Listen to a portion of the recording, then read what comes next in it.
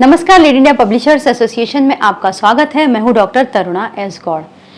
बहुत सारे लोगों ने एक सवाल पूछा है, नाम यहाँ पर मेंशन नहीं किया है मेरी टीम ने। उन्होंने सवाल लिखकर भेज दिया, पूछा है कि प्रेस आई कार्ड कैसे बनाएं। डिजिटल न्यूज़ प्लेटफॉर्म जो चलाते हैं, न्यूज़ चैनल चलाते हैं, वो प्रेस आई कार्ड कैसे बनाएं, एक फॉर्मेट बता दीजिए।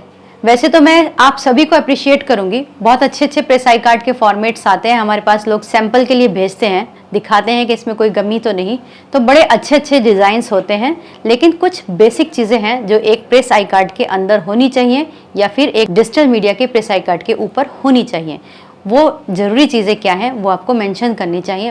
प्रेस आई कार्ड के ऊपर बहुत सारी चीज़ें नहीं डालनी चाहिए, कुछ सेलेक्टेड चीज़ हो। तो वो बेसिक चीज़ क्या है? सबसे पहले आपको उस पर प्रेस लिखना होता है। अगर आप रजिस्टर्ड मीडिया से हैं, न्यूज़पेपर है या फिर MIB है, तो उससे तो खैर आपको खुद नहीं बनाना, ऑर्गेनाइजेशन से बना बनाया मिलेगा।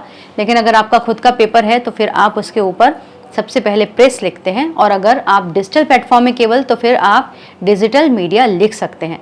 और उसके बाद में आपके कंपनी का लोगो रहता है और साथ में नाम रहता है। वो आपकी आर्टिस्टिक खूबसूरती है कि आप उसे कैसे प्रेजेंट करते हैं। फिर उसके बाद आता है उस व्यक्ति का फोटो जिसे ये प्रेस आई कार्ड दिया जा रहा है, और साथ में उसका नाम होता है और उसका डेजिग्नेशन होता है। अब कुछ लोग इसके ऊपर QR कोड भी यूज़ करते हैं। मैं समझती हूँ ये ठीक प्रोसेस है कि अगर किसी को प्रेस आई कार्ड वेरीफाई करना हो तो QR कोड के थ्रू उसको वेरीफाई कर सकता है कि ये व्यक्ति उस संस्थान में अभी भी है कि नहीं है। तो इस तरह से वो भी ठीक है। अब उसके बाद उसे फ्रंट पर डालने के लिए जो होता है वो जरूरी चीज होती है वैलिडिटी। उस पर आप डाल सकते हैं, उस पर 1 साल के लिए ही प्रेस आई कार्ड इशू होता है, तो सालाना वैलिडिटी उस पर डली होनी चाहिए। इसके अलावा बहुत सारे लोग बहुत सारी चीजें डाल देते हैं, हालांकि वो ठीक नहीं लगती। जैसे कि वो कहाँ पे कवरेज करते हैं, उनका प्लेस डाल दिया, या फिर उस पर वो भी डाल देते हैं DOB क्या है और ऑफिस का एड्रेस भी डाल दिया। अगर आपको करना ही है, कुछ एक्स्ट्रा चीज़ डालनी ही है, तो आप ब्लड ग्रुप डाल सकते हैं। फिर आप इसके पीछे जो जितनी भी आप जानकारी देना चाह रहे हैं वो आप इसकी बैक साइड पर दीजिए।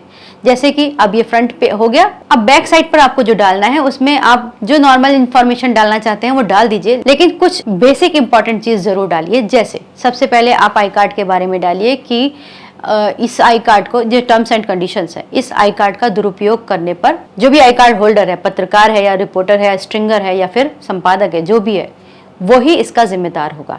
दूसरा, आई कार्ड खो जाने की स्थिति में इसकी FIR निकट थाने में दर्ज करानी चाहिए। ऐसा भी आप दूसरा पॉइंट उस पर मेंशन कर सकते हैं।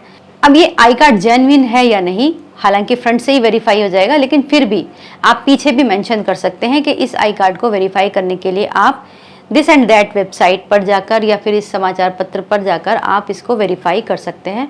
और उसका बाकायदा वहाँ पर वो मेंशन भी होना चाहिए। अगर आपके संस्थान से जुड़ा पत्रकार है तो फिर उसका वहाँ पर डिटेल भी मेंशन होनी चाहिए आपकी कहीं ना कहीं वेबसाइट पर, या फिर किसी, अगर YouTube चैनल है खाली तो उसके अबाउट अस में उनके बारे में फोटो सहित जानकारी होनी चाहिए। तो ये तीसरा पॉइंट हो गया। अब चौथा पॉइंट, आप अपनी मर्जी से उसमें कुछ ऐड करना चाहें तो कर सकते हैं, बहुत ज़्यादा ज़रूरी नहीं है।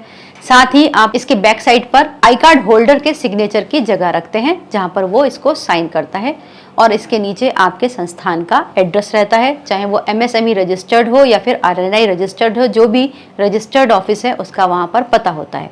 उम्मीद करते हैं ये वीडियो आपके लिए उपयोगी होगा, अच्छा लगा होगा। अगर ये अच्छा लगा हो तो इसे लाइक कीजिएगा, शेयर कीजिएगा और सब्सक्राइब भी कीजिएगा। वीडियो देखने के लिए बहुत बहुत धन्यवाद।